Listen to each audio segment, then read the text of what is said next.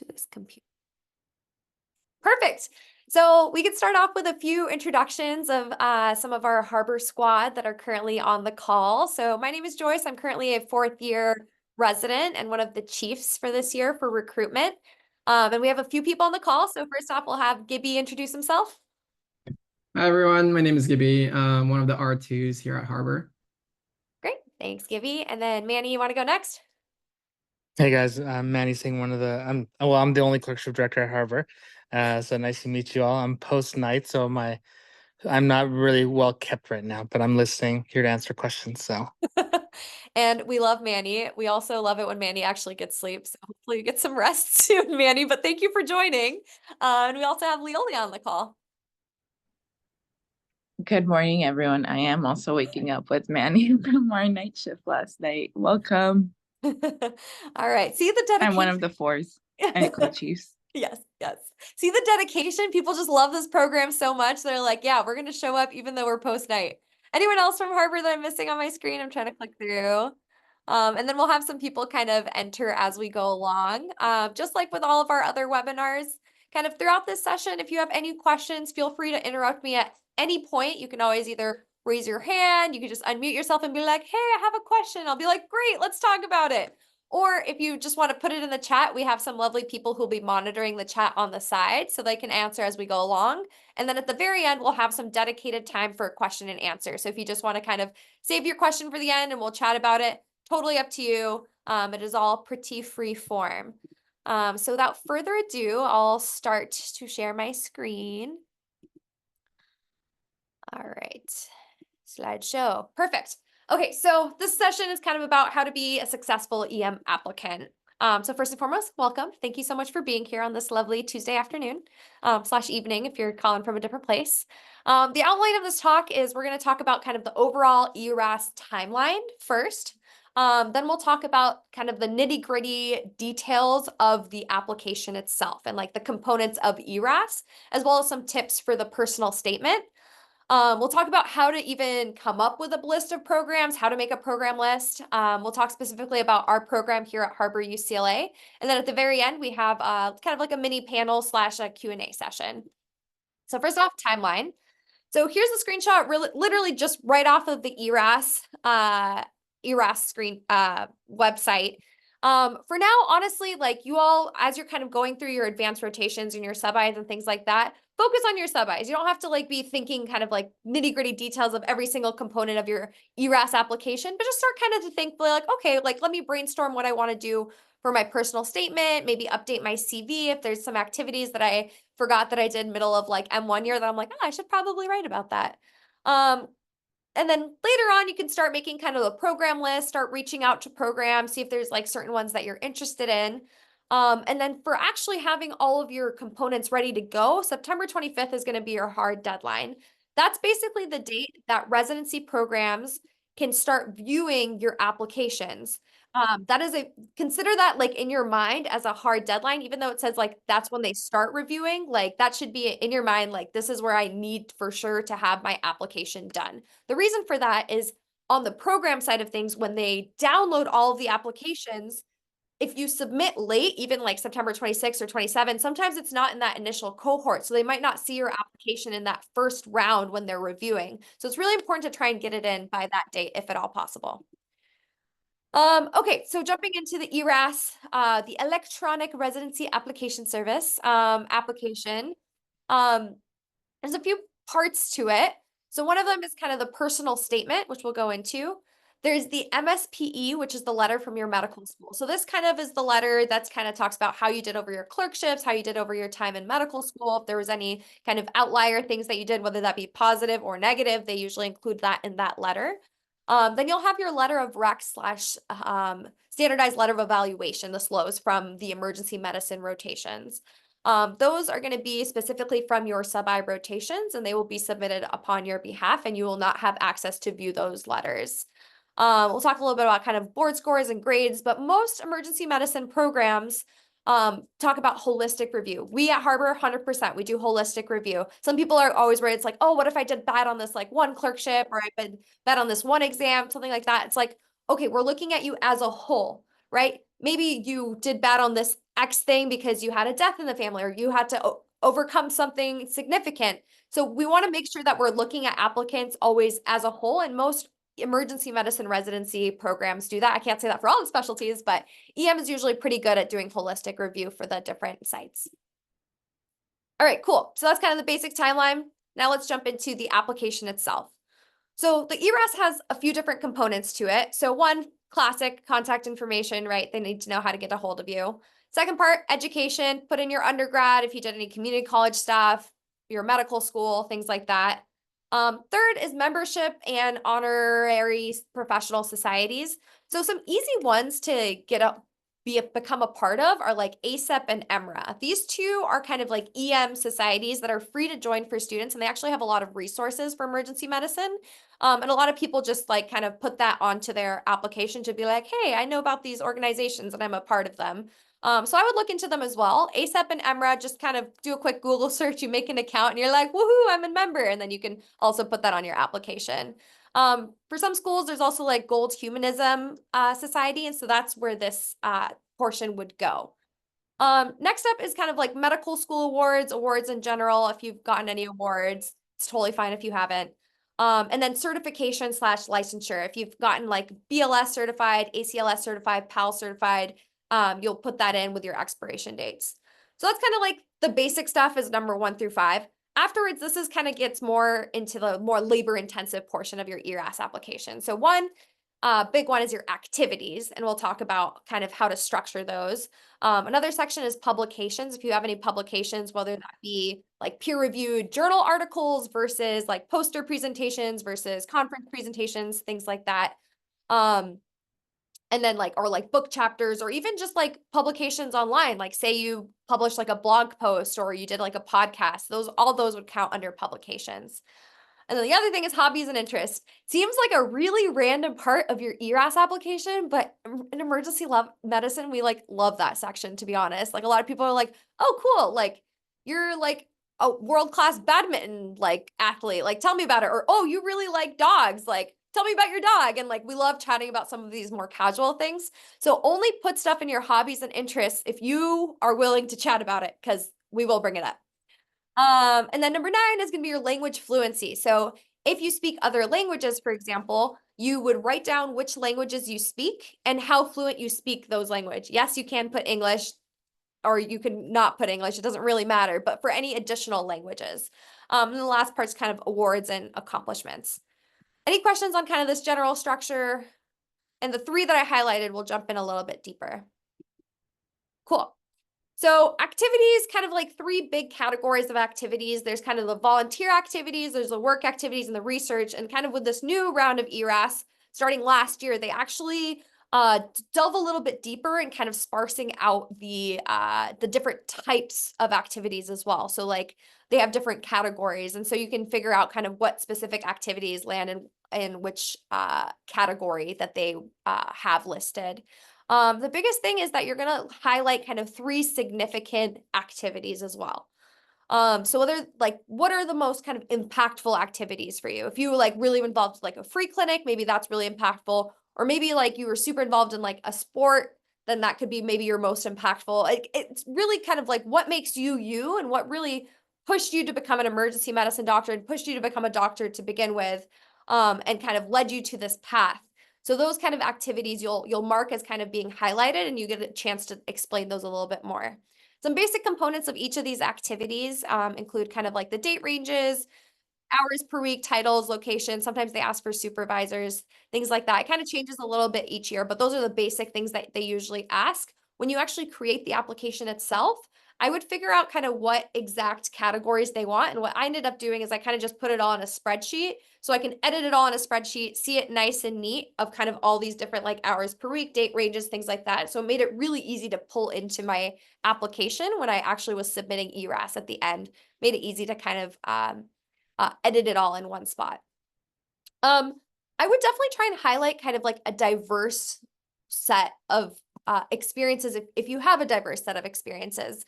Some people ask like, do I put here like my sub-I rotations? No, this is not the place to put in like what your sub-I rotations are. Think about it as a place like not where your transcripts are, not where some of the other places that this might go, not like I went to medical school, this is an activity. It's like, no, we already have that in your education section. This is going to be more of your extracurricular activities.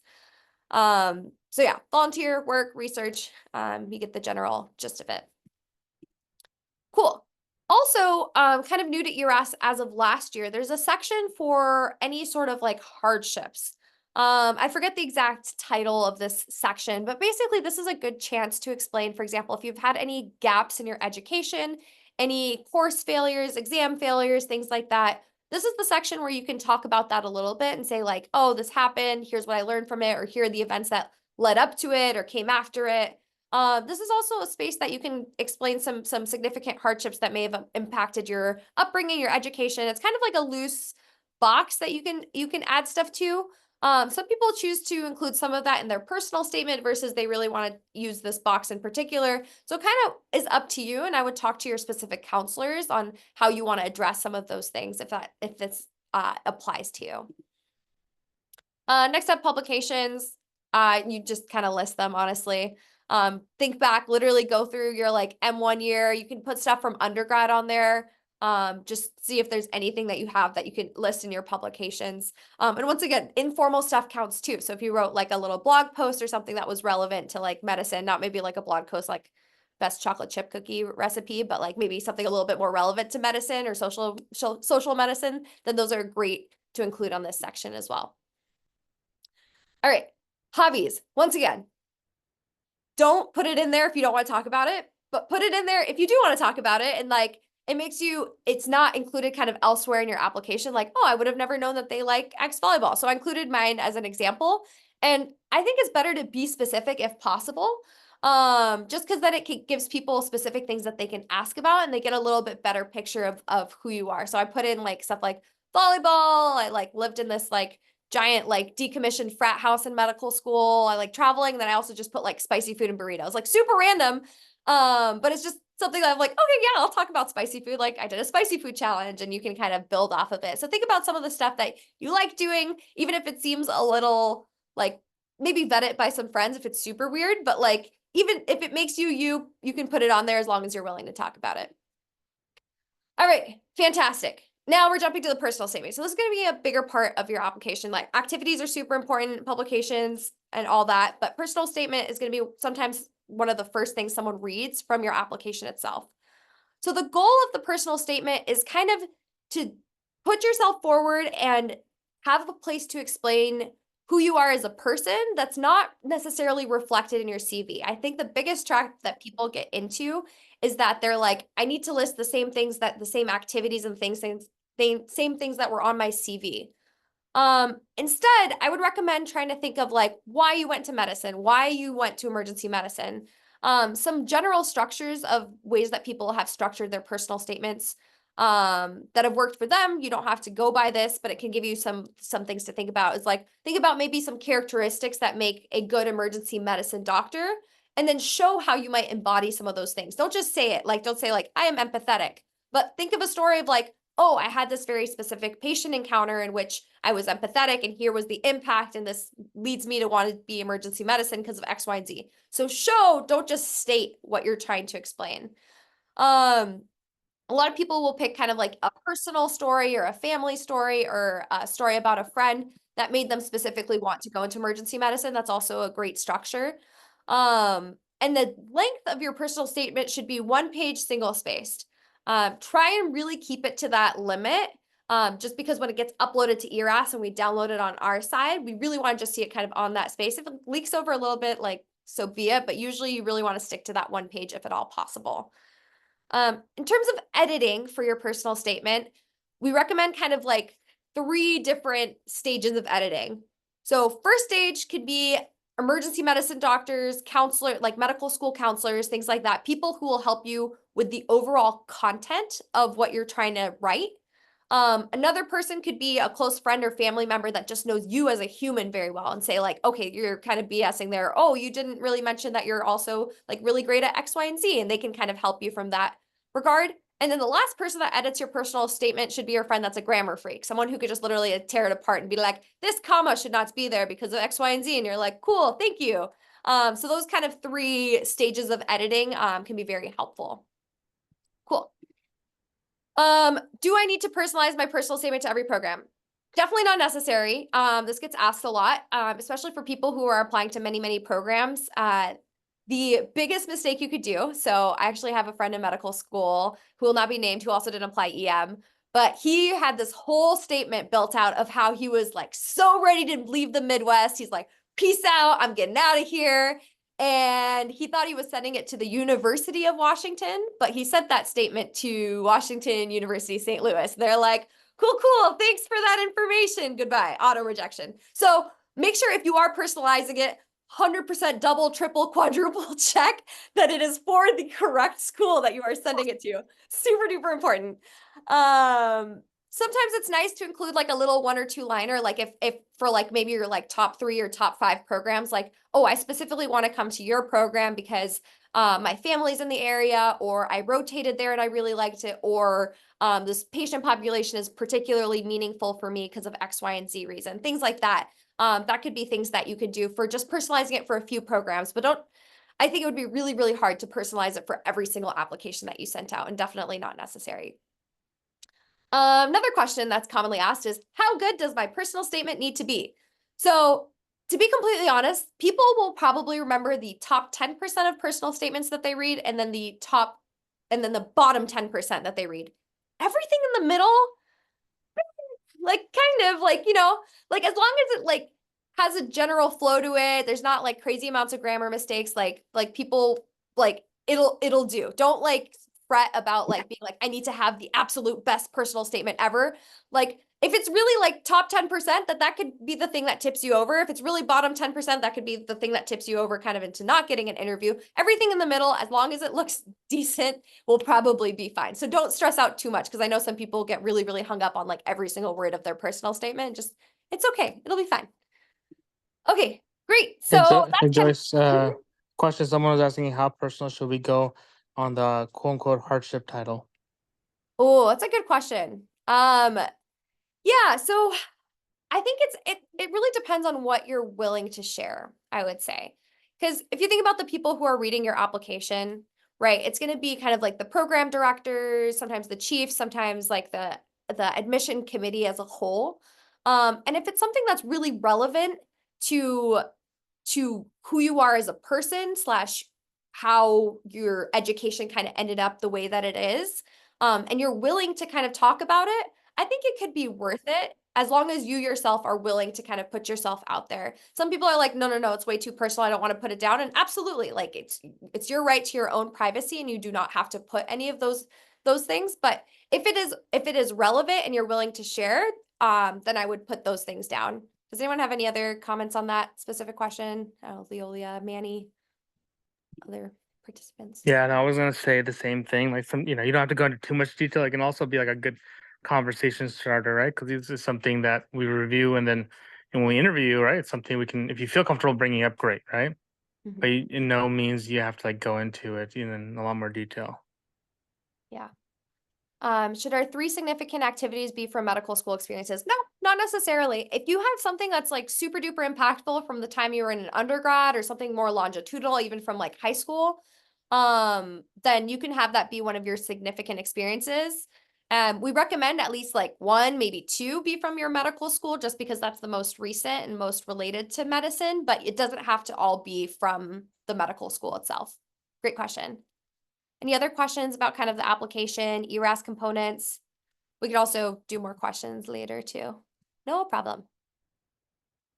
All right, I'll keep going. Feel free to interrupt me. Next up is how to create your list of programs. This was a task that was very daunting to me when I first started applying to emergency medicine, because I was like, I don't know. I don't know what any of these programs are. But here's kind of some basic strategies that you can use to try and help create your program list. So first and foremost, location. You're going to hear this a million times over. Location is very important, right? Location of like where you want to be in the future, where you have family, where you will be happy, things like that, like where your income will support you. All of those things are really important things to think about. It is 3 to 4 years of your life, so you really want to make sure that you're in a place that you want to be. Next up, we'll talk about is kind of like type of program. We'll talk about 3-year versus 4-year, where graduates go, and details. So to start off for location, the EMRA Match website, and I have the link listed here, which we can kind of, if you just Google literally EMRA Match map, it should pop up. It's a good place to start. So if you know generally where you want to be, or if you're like, I'm kind of interested in the West Coast as a whole, then you could say like, okay, look, there's like a couple programs up here, kind of like Seattle, Portland area. There's like a few in the Bay, NorCal. I'm from the Bay. There's a whole bunch in SoCal, like maybe you're interested in SoCal, or maybe you're like, no, I'm more interested in Midwest. So it's kind of an easy way to kind of just like poke around and see what's out there. So it's a good place, like a general place to start. And that's where you can start kind of making your list. The type of program is really, really important for emergency medicine, and something I didn't really think about as like an early medical student until I've like started really critically thinking about my career in emergency medicine and what I wanted to do in the future. Oh, sorry, I'm gonna mute you. Okay, cool. So 3 main different types of emergency medicine programs. 1, there's community programs. 2, there's academic programs, and 3, there's county programs. So community is going to be kind of more of your like bread and butter emergency department. Usually it's really busy. You might not have a lot of in-house specialties, so you get to do kind of a little bit more hands-on stuff as an emergency medicine doctor. And then there's also a greater number of kind of unopposed residencies. So what unopposed residency means is that like in this hospital, there are emergency medicine residents and basically no other subspecialties. So it's not like you're going to call ortho and ortho's going to do the reduction and be like, nah, it's you. It's not like there's like OB-GYN upstairs and they're going to immediately take care of all your patients. Nah, that's still you. So different community programs are very different. And I would ask about the specifics of each community program, but that's kind of a general overview of community. Academic is going to be like your ivory towers, your wide breadth of specialists. A lot of medical schools are kind of embedded within ivory towers. You get a large exposure to like rare diseases. You might have some greater exposure to like research and finances for research. And then you also have a lot of specialties on kind of on the other hand, you'll have a lot of specialties and residents and other specialties who are coming down and trying to like take those procedures and get those experiences. So there's a little bit more competition compared to like unopposed residencies. And the third type is county, which we at Harbor UCLA, we are a county hospital. Typically in an urban setting, it tends to be an underserved kind of immigrant population, depending on where you're located, usually more culturally diverse, lots of use of like interpreters in different languages. And then a lot of times there tends to be a little bit more trauma, and it's a safety net hospital. So we take care of absolutely everyone that walks in the door versus some of these academic and community sites. After they kind of stabilize their patient, they're like, okay, your insurance, you don't have insurance or your insurance is not for us, so we're going to send you out. County is kind of like where they send them out to. So we kind of and capture all those people. So within emergency medicine, it's practiced kind of differently at each of these sites. Community might be like more fast paced. Academic, you might be consulting a little bit more. You might be on the phone a little bit more with some complicated like transplant cancer patients versus county. You're going to have the most like hands-on experience. And you're going to also be working with patients that might not be the most plugged into the healthcare system. Maybe they haven't seen a doctor in 20 years. So you're going to be making new diagnoses of like of diabetes and hypertension and things like that. And you might be doing a little bit more of that primary care work just because they haven't previously been connected. So that's kind of just like a little taste of the 3 different types. If possible, I know that a lot of you have already kind of set up your sub-Is, but if you haven't set up your sub-Is or you have some room in your 4th year, it might be worth trying to explore kind of some of the differences between these different types of programs. So for example, where I went to medical school, I went to Iowa, very academic, and then it was COVID, so I couldn't do my like county rotation, but I was able to do a community rotation. So I was able to compare and contrast, and it's very different. You might find yourself like, oh, I love the fast-paced life, or you might be like, oh, this rare cancer is super interesting to me. So you'll figure out kind of what you like as you rotate through these places if you're able to do any sort of rotation at these different types of hospitals. Okay. Hey Joyce, a question in the chat says, Yeah. how unopposed would you say Harbor is since it's county? Yeah, great question. So I wouldn't necessarily say that Harbor is an unopposed program. We have a good amount of subspecialties within Harbor and residents within kind of ortho and OB-GYN, internal medicine, all of that.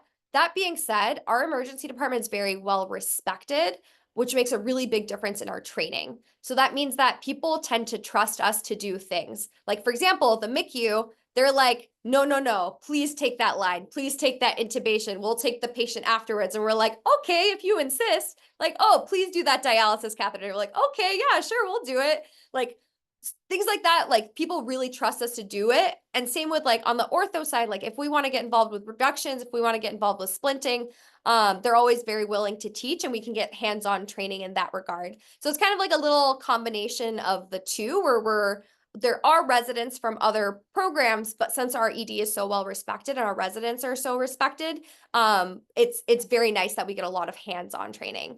And Manny put in the chat, good mix of strong programs. Yeah, internal medicine, ortho, surgery. I've been so impressed with just basically the baseline level of camaraderie. Like since you as an intern rotate on so many off-service sites, you really get to work with all these different residency programs.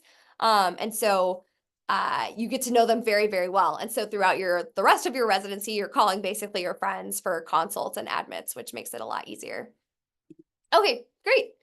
Great question. So 3 versus 4-year programs. So similarities and differences between 3 and 4-year programs.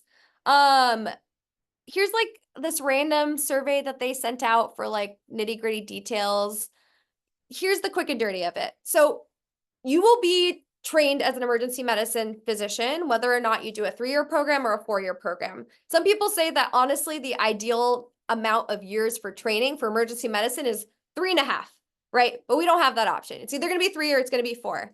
So if you are someone who's like, I want to be as well trained as humanly possible, so I would like an extra year, or if you're like, I don't know exactly what I want to do, I want to figure out my niche within emergency medicine, I want more elective time, I want more flexibility, or if you're like, I 100% want to go into academics and I really want to go to a very strong academic program, or you're like, oh, I really want county, all of those reasons would be reasons to consider a 4-year program. Most county programs are now 4 years. Most like very strong academic programs are now 4 years. And a lot of fellowships will look for people coming from 4-year programs, just because, for example, if you're coming from a 3-year program and you're going to fellowship, and they themselves are a 4-year program, it's like a little bit awkward because that person's a PGY4, but they're a fellow, so they can't really supervise another PGY4. So sometimes it kind of screws with like the supervising structure over there. If on the other hand, you're like, I want to do bread and butter emergency medicine. I want to get out to the workforce as soon as possible. I've been in school for too damn long. Like I'm ready to go. 3-year programs are fantastic for that. They will get you on the ground training and they will get you ready to be an attending. So I think it really kind of depends what exactly you're looking for. And this year is kind of the year to kind of discover it and also talk to residents from 3 and 4-year programs and figure out kind of reasons why they may have chosen a 3-year program or a 4-year program. When I was personally going through my list, I ended up almost exclusively applying to 4-year programs by the end of it, just because I found out a lot of the people and like the direction that I was headed, which was most likely academics, were doing 4-year programs. So that's where I was swayed. But then you'll find other people at 3-year programs who are like, why would you waste a whole extra year? Like you could already be making money as an attending. So you can pick and choose kind of depending. Also a good question to ask programs is ask them, where do graduates go? So same sort of scenario with 3 versus 4-year, like ask people at those programs, like, what are you all doing kind of in your future? And also think about yourself, like introspectively, like, what do I legitimately want to do? Like, am I interested in going into academics? Am I interested in a fellowship? Do I really just want to work in a good community job? Do I want an academic job? Things like that. And see if those programs have sent people to places that you want to be. Like say you're really interested in like toxicology fellowship, be like, have they ever sent people there? Really interested in ultrasound, like do they send people to ultrasound fellowships? You can ask those questions and kind of get an idea of where their graduates go. All right. Other things to consider, kind of the nitty-gritty detail as you go through making your list of programs and also as you're interviewing. Consider kind of work-life balance. So one thing that I was worried about when I was in the process of applying and interviewing is I'm like, it's over Zoom. Like, how much am I going to really be able to tell about like different programs and things like that? You can tell a lot over Zoom. Like, look out for different interactions between residents, between faculty members, things like that. There was a couple programs I honestly interviewed at, and I was like, there's a look of death in these residents' eyes, and I want nothing to do with it. I won't name any programs, but I was like, I'm good. I'm gonna peace out from here. Ask questions about the residency culture. Like, for example, At Harbor, we're super lucky that we have a great like sign out culture, for example. So like if someone had a busy shift, they weren't able to do a laceration repair by the end of their shift, the oncoming team is always like, oh, don't worry, like I'll take it. Please, I want you to get home on time. And I know that they would do the same for each other. So that kind of culture of really trying to look out for each other, making sure we get home on time, we have wellness, we hang out with each other, thing like that. That's really like core to what people believe. And you can ask some of those questions when you're on the interview trail. Asking people like, oh, like, what is the most recent hangout you had as a residency or with your co-residents? If they're like struggling to come up with an answer, then that's very telling. Versus if they're like, oh yeah, last week we went and watched Deadpool all together, then that's also very telling.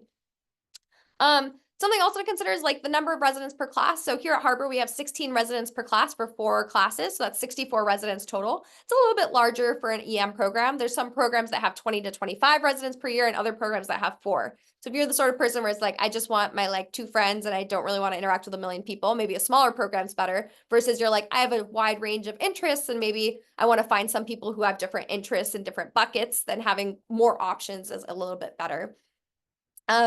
Some programs have specific like fellowship and scholarship tracks. So we have specific like selective tracks. So I'm doing like the medical education track, where I'm going to finish a fellowship by the time I finish with residency, just to kind of make the most of your 4 years. That can be very useful.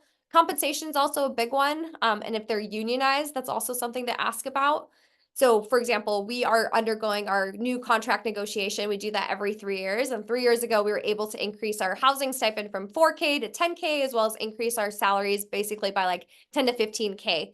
So being unionized makes a big difference because you can kind of negotiate your salaries. You have a bunch of other benefits, and you're kind of working together as a group of residents and interns in order to get those things done. Another thing to consider is newer versus established residencies.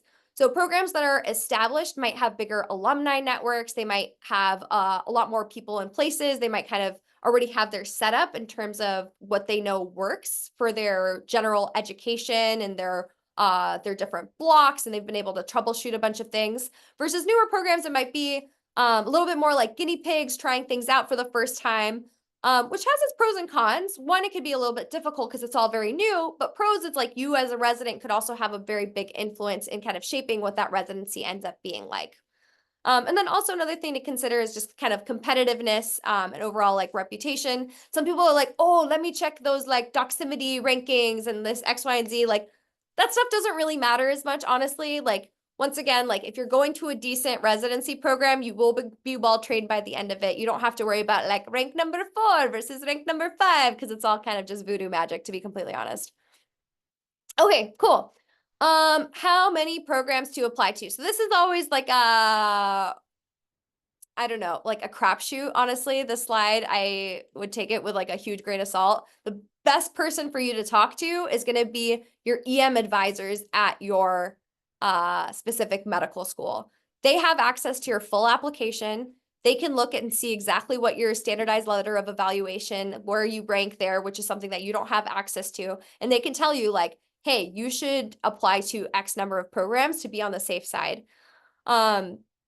So for example, the typical teaching, this is from like probably a little bit outdated. Once again, take it with a grain of salt. It's like, okay, if you're less competitive, maybe didn't do as well as on your rotations, you kind of passed your rotations for your clinical clerkship, you don't have that many activities. Your step 2 score is kind of in the 211, 239 range. 40 to 50 kind of minimum for your number of programs. If you're a little bit more competitive, maybe a little bit less. But once again, like if you are applying to like only like the top 20 programs in the nation for emergency medicine, because those are where you really want to go. Even if you're very competitive, you might say like, okay, since I'm putting all my eggs in these like really competitive baskets, let me apply to more programs. Versus if you're like, I'm actually applying to like a wide range, I'm more focused on location. Some of these programs aren't as competitive, you might be able to apply to less. So it's really, really individualized.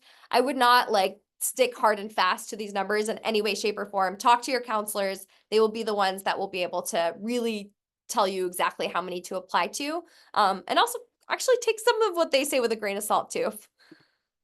So how competitive is EM overall? Honestly, it's changed drastically even the last like 3 years with like the COVID pandemic and then the ASAP release of like how there's gonna be like a job shortage and it keeps going back and forth. I would say it's like a mid-tier competitive specialty. It's not going to be as competitive as your like dermatology and your radiology and things like that, but it's not as free as maybe like pediatrics and family medicine, internal medicine, who just have a lot more spots because they have a lot more spots to fill. So I would say it's like a mid-tier specialty. All right, that was a lot of information. We did timeline, we did application, we did list of programs. I'm gonna pause for a second, see if there's any questions on any of those. It's like, can we ask what the average step 2 score is Harbor UCLA EM matriculate tends to be? Great question that I actually have no idea what the answer is. Manny, do you know? Unless Manny's sleeping. Sorry, I didn't unmute myself. I have no idea either. I can probably find Yeah. out for you. Yeah, we don't like Leo sorry, like Joyce was saying, right? It's one component of your application, right? So if you didn't do as well as you wanted to, like don't feel like it's gonna like tank your application, right? It's all about holistic review, right? So we look at things like your extracurriculars, how well you get with our ethos or mission statement, right? So I think all those things add up to, look at things. So but if there's any specific question, like I said, please reach out to myself, Joyce, Leola, and anyone else on here. We can actually do some more tailored discussions. If that makes sense. So Yeah, don't sweat feel it. free to email us with that specific question if you want an answer on that. Honestly, I think it's pretty telling the fact that we don't even know what the average, we don't have any like hard cutoffs or anything like that. Like we truly do have a holistic review. What does Harbor UCLA feel about signaling? Oh, great question. So this is actually something I meant to put a slide in, but signaling, like what is signaling? What is that? So basically you are given these specific like tokens and signals, and you could put your preferences to kind of put your feelers out for different programs. So one section is kind of putting your area preference. So for example, like I'm interested in going to the Pacific Northwest or Pacific side, or I'm interested in the East Coast. So you can kind of put kind of location preference. You could put type of practice preference, like urban versus rural, things like that. And then at least last year, I think they did 7 tokens. I'm not sure if they changed it for this year, if there's more or less or the same number of tokens. If anyone knows, feel free to throw it in the chat. But basically what these tokens are is you can basically signal a program and say, I am incredibly interested in your program. 5. Okay, so you get 5 this year. Yeah, I feel like they keep changing it. And they've only had it the last like couple of years. Basically it signals to that program like, hey, I'm actually specifically interested in your program. Some people have different strategies as to how to best use these signals. Some people say, if you have your top 5 programs that you are most interested, then use your 5 signals for those top 5 programs. That's one strategy. And other people might say like, maybe give the top 3 programs that you're most interested in a signal and maybe save your other 2 for a home institute or a home rotation. That's another strategy. Or maybe top 3 here and then 2 you would save for maybe like some safety schools. So every individual applicant kind of chooses to use it in different ways. Typically we recommend kind of like where you want to go is where you should send your signals is usually what I recommend for medical students.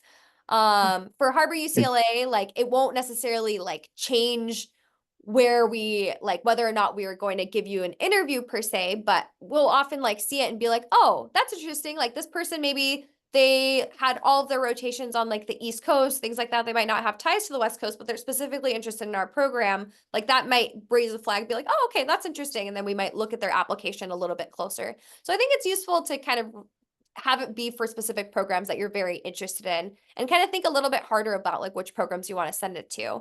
And yeah. Just I was gonna say like the new recommendation this year coming from Cord is do not signal to your home program or to programs that you rotated at.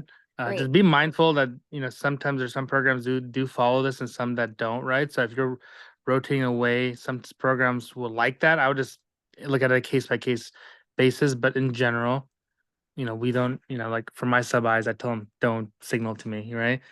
And other programs to do the same thing. So don't signal to your home programs or to any away rotations that you did, because they know that you're interested by just being a student and rotating there. Yeah, fabulous. Yeah, thank you so much for the clarification on that. It changes far too often, but do not signal your home institute, do not signal your core away rotation unless I guess they explicitly tell you, which would be kind of weird. They would rather you use that 5 on other places that you didn't rotate at, because clearly you're interested in their program if you spent like a whole month there. Okay, great. So we'll jump into Harbor UCLA as a whole. So our emergency medicine program, there's 3 main emergency medicine programs in Los Angeles, the kind of Los Angeles proper. There's LA County Harbor UCLA, which is us, and we're kind of located down here in the South Bay area. There's LA County General, LA General, formerly known as LAC USC, and they're kind of located in East LA. And then there's UCLA, which is a combined program with Ronald Reagan, which is an academic center, and Olive View, which is a county center. This was super confusing for me as an applicant, having not been from like the Los Angeles region. Harbor UCLA and LA General, we are both fully county programs. We are actually under the same exact contract as well. So we get paid like the same amount. We have the same benefits. We have the same housing stipend, all of that. UCLA, however, it's a separate program, which is has their time split 50-50 between Olive View, which is the county site, and Ronald Reagan, which is the academic site. So hopefully that kind of clears things up for who's who. We have a loose affiliation with UCLA, which means that some of like kind of our academic funding and some of our resources and our like faculty are all like duly appointed with UCLA, but we are not formally attached to UCLA, if that makes any sense. I'm still figuring it out. Okay, so our hospital as a whole, we have 550 beds. We're a level 1 trauma center. We're a peds trauma center. We see a bunch of specialties. Our patient demographics as a whole, we see a largely Latino and Black patient population, and a lot of other immigrants. We have a lot of patients that are non-English language preference, over 50% of our patients, and the vast majority of that being Spanish speakers. So if you speak Spanish, that's a huge plus here at Harbor. For those of you who don't speak Spanish, we're lucky to have really good interpreter services where we have in-person interpreters between the hours of like 5 a.m. and like midnight, for both Spanish as well as in-person interpreters for Korean, because we get a fair number of Korean speakers as well. And then we have our like language line app on our phone that you could just click and then it shows up. And we have our little Spectras, our little phones that we carry on shift, and you can also just dial it and put it on speakerphone. And we have iPads. So we have lots of options for interpreter services, given the fact that more than half of our patients have non-English language preference. Whew, that was a whole lot of me talking. We have about 15 minutes left, so I want to see what other questions people have. Also, I wanted to kind of open it back up to our Harbor folks to see if anyone else wants to introduce themselves. I think Cynthia has popped in. If you want to say hi, Cynthia. Hi guys. Sorry, I'm out in the open right now. I'm Cynthia. I'm a current R2 or PGY2, so just started 2nd year at Harbor. I am not from LA originally. I'm from the East Coast, and so coming out to Harbor, or I subbed here and then came out here last year, and so it's like my very first time on the West Coast. So if folks have specific questions about like big moves to LA or big moves in general, or have questions about East West, happy to answer that. Questions about like intern years, since that's pretty fresh, or just other questions kind of about navigating the decision-making process behind like how to even begin to figure out which programs are of interest. Yeah, here for any of that. Great. Thank you so much, Cynthia. Appreciate it. So feel free to unmute, raise your hand. I'll also look in the chat as well. There was a question of, hi, does Harbor UCLA consider applicants who have completed a prelim or transitional year? Yes, we consider all applicants and we do a holistic review. So if that applies to you, then yeah, we would definitely still look at those applications. Okay.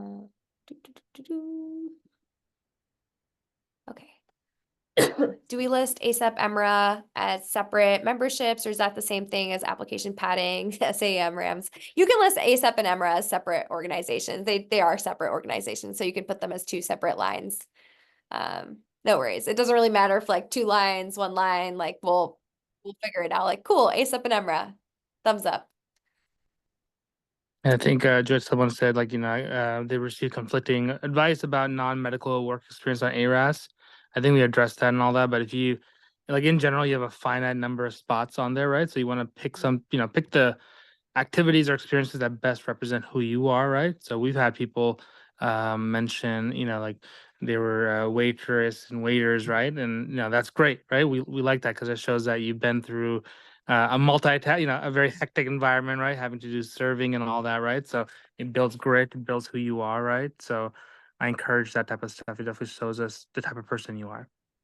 Yeah, absolutely. I think that's all super relevant to kind of who you are and your work ethic and things like that. But yeah, you definitely have to be pretty selective on what you decide to include in your main activities.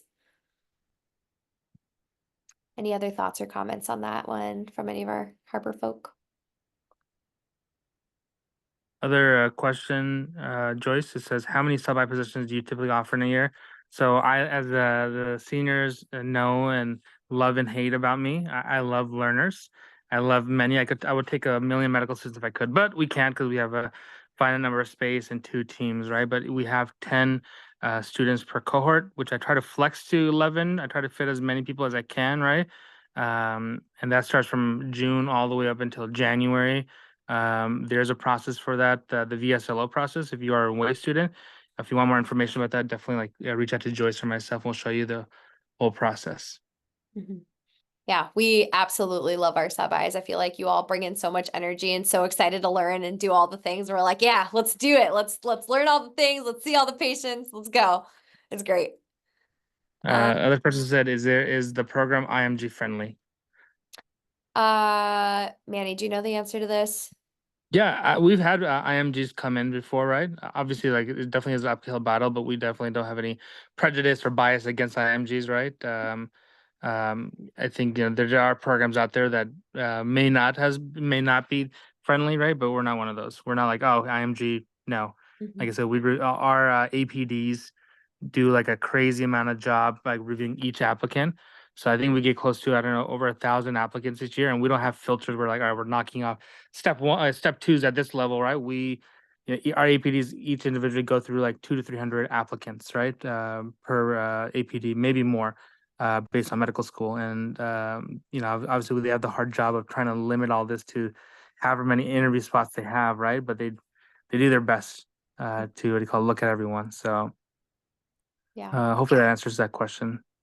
And on that same note, if your interview invite from Harbor seems a little bit later from other people, it's because we literally look at like every line of the application. Like we do a very, very thorough sweep of every applicant.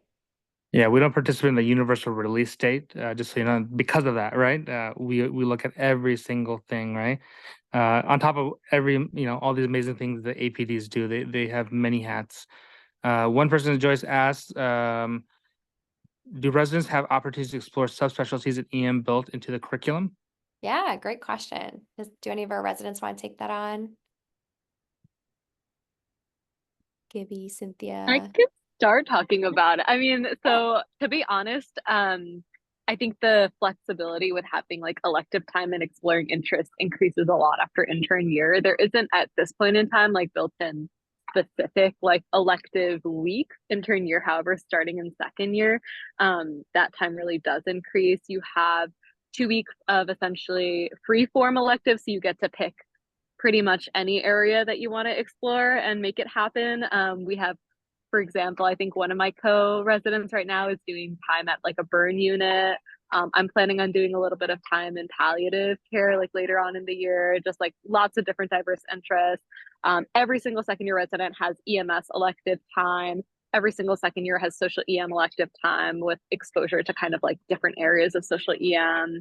And then third and fourth year also has more elective and selective time built in throughout the year at different points in time. So there definitely is a lot of interest. I think what's really great is that we have a lot of like faculty that are like represent very different areas of pretty much like, I think we have now pretty much every single different type of subspecialty in EM that you could think of. I'm not sure, I don't know, Manny, if there's ones that we're missing, but I feel like recently we've had new faculty hired that are in like the global health, refugee health space. And that was an area that I think was a little bit missing before, but we were trying to like build that up. And I think that, yeah, essentially there's people out there for every single little area that you could possibly be interested in too. And so there definitely is time to like first of all meet the faculty like while you're on shift with them, and then also get kind of more specific guidance and mentorship depending on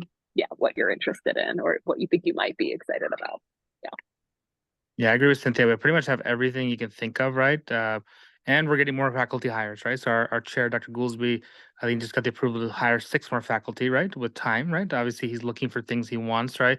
Critical care, more social EM stuff. You know, we obviously, if you think of it, we have it. We have amazing admin people, PEM people, ultrasound, med ed, EMS. You just, you name it. I think critical care is maybe the one area that we are trying to hire more in, but we have great critical harbor residents who did critical care working at UCLA who end up wanting to just come back, because they love the county vibe and the environment. So you name it, we have it, right? And yeah, you'll see. And then the great thing is we don't have as a robust clinical faculty. So our core faculty is pretty large. We work a good amount, so we definitely have that great connection with the residents where we get to know them personally, right? Yeah, you make Yeah. a really good point, Manny. That's something I didn't consider as an applicant as much as like how many people are actually in the core faculty itself. Like I was looking at some programs on like the East Coast and they're like, oh, we have like 100 or 150 core faculty. Like if you're only working so many shifts per year, like the amount of times you'll work an individual shift with one faculty member is very different than with us where we have like 25-ish core faculty plus our clinical faculty that also do it. So we know them so well, they know us.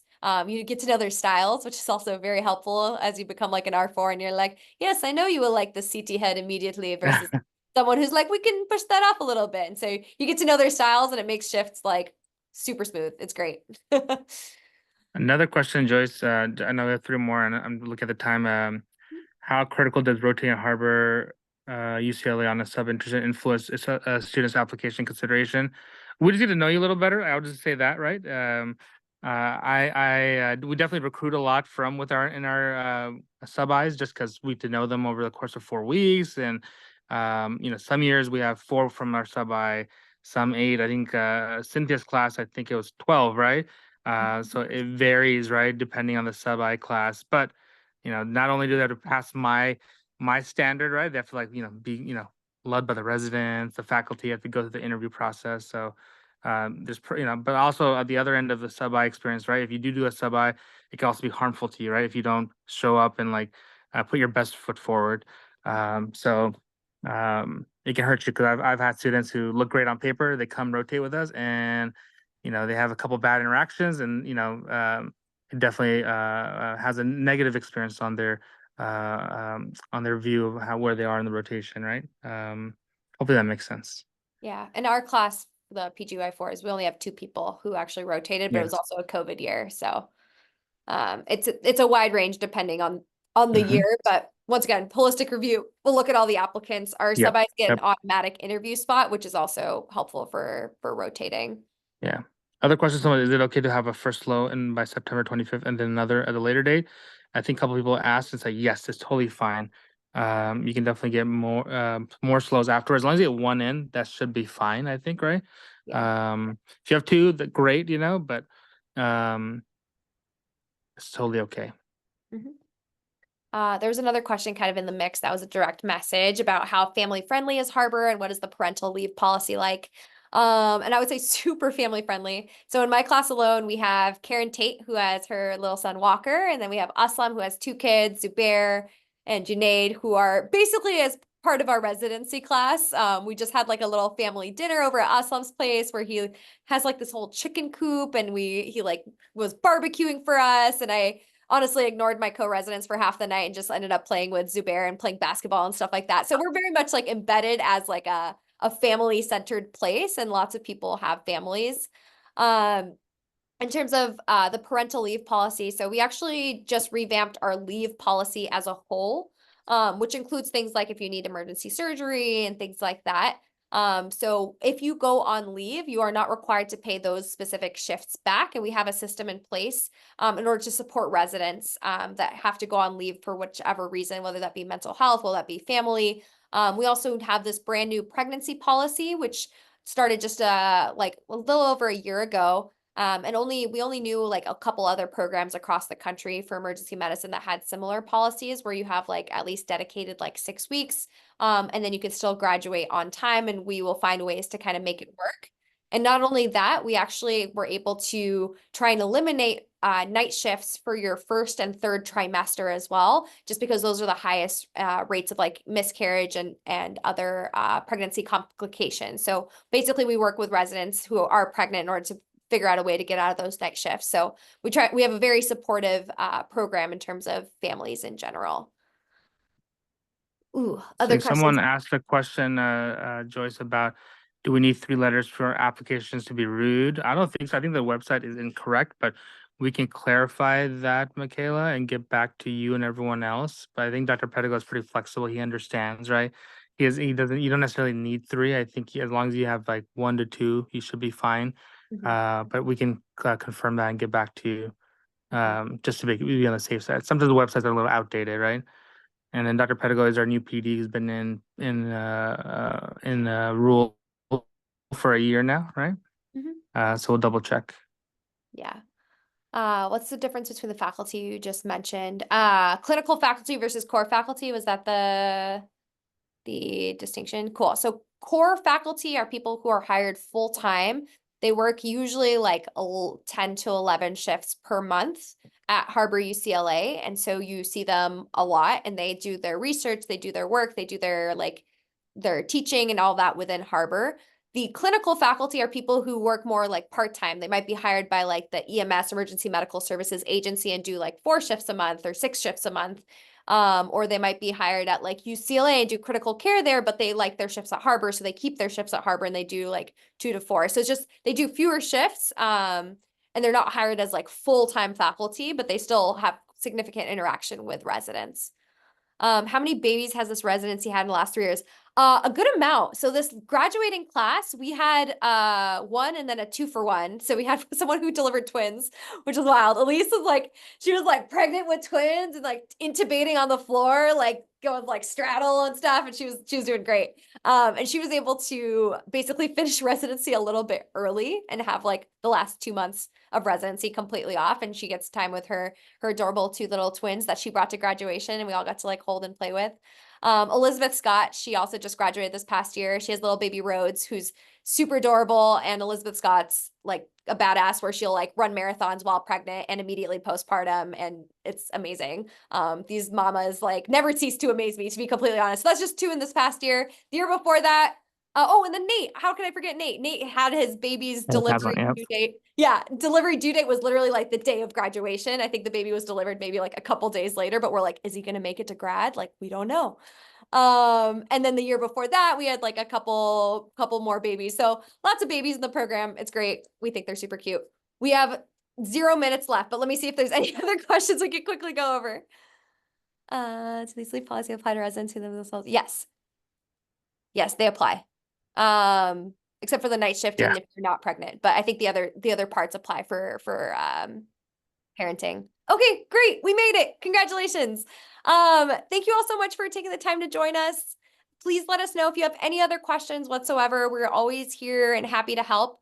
We actually have our next webinar in just about a week, and we're going to go over kind of DEI and social EM, and I will send out the link for that specific Zoom meeting when it comes a little bit closer. But thanks again for joining. Hope you have a lovely rest of your Tuesday afternoon.